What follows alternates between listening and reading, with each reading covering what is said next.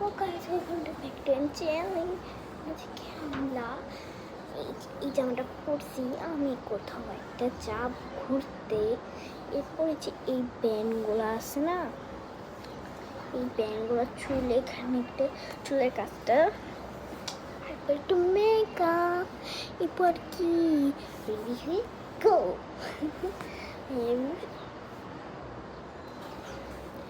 চুলটার কাজটা শেষ করতে হবে,